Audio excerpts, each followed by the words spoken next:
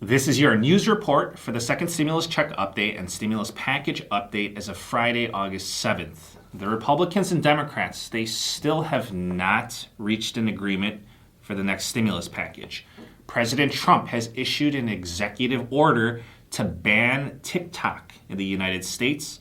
This is important because President Trump is also saying that he will issue an executive order to extend unemployment benefits, to extend the eviction protection, to cut payroll taxes, and to help with student loans.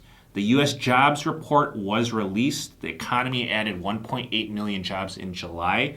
This is your Friday news update, and happy Friday.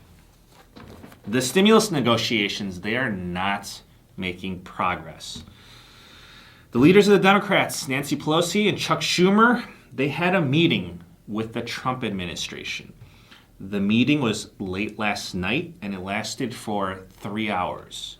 Both parties left the meeting and told reporters that the other party was to blame. This is a real big shame because both parties agreed to a second stimulus check for $1,200. Both parties agreed to more funding for state and local government assistance.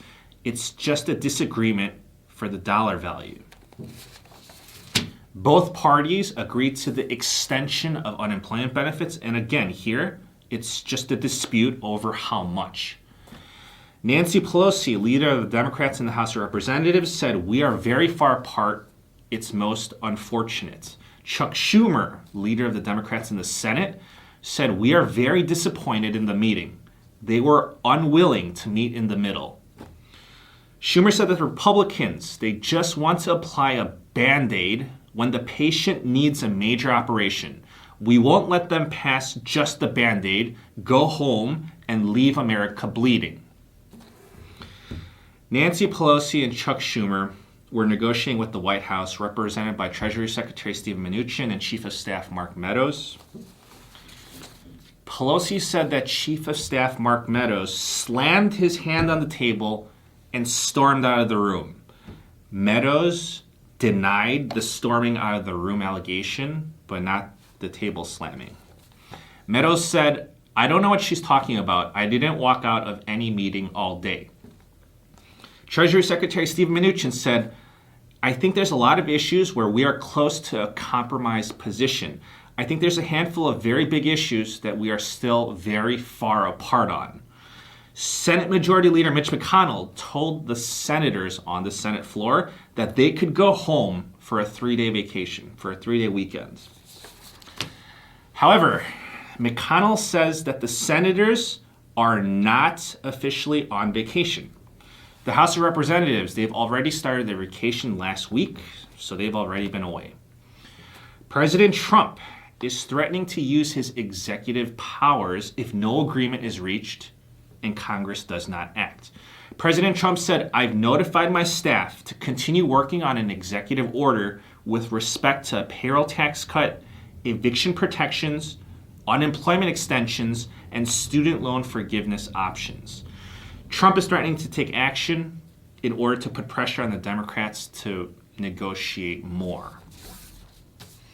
The Democrats and Pelosi responded by saying that Trump would need the approval of Congress to enact these measures. Supporters are saying that the president does have power to take unilateral action for certain measures, which may create a legal battle for presidential authority. President Trump, he has been using his executive powers in the past and recently. President Trump just signed an executive order banning TikTok to begin in 45 days unless TikTok is acquired by a U.S. company. Microsoft is expected to execute the deal and acquire TikTok within that 45-day time frame. President Trump has declared TikTok a national emergency. There are claims that TikTok is in collaboration with the Chinese government, spying on sensitive information and the location of government officials. TikTok has recently been banned in India. The July jobs report has been released. The economy added 1.8 million jobs in July. This is down from 4.8 million jobs added in June, and this is down from the 2.7 million jobs added in May.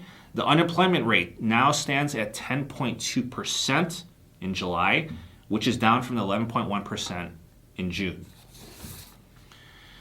When it comes to these unemployment figures and unemployment benefits, Jerome Powell, chair of the Federal Reserve, said that he is mindful of the U.S. debts. However, that the unemployment benefits is money well spent. It kept people in their homes, and it has kept businesses in business. He said people are going to need support if they're going to be able to pay their bills, continue spending money, and remain in their homes. Let's take a look at the COVID-19 news. Approximately 60,000 new cases were reported in the United States on Thursday, which is trending up nationally.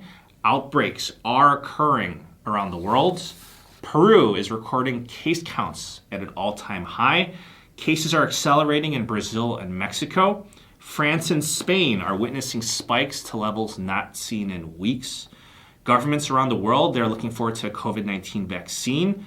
Vaccine candidates in phase 3 trials include Moderna, Pfizer, AstraZeneca, which are among a few of many. That's the news for today. Please subscribe. I'll keep you updated. I'll save you some time, and I'll give you any advice when applicable. Thank you so much, and please stay safe.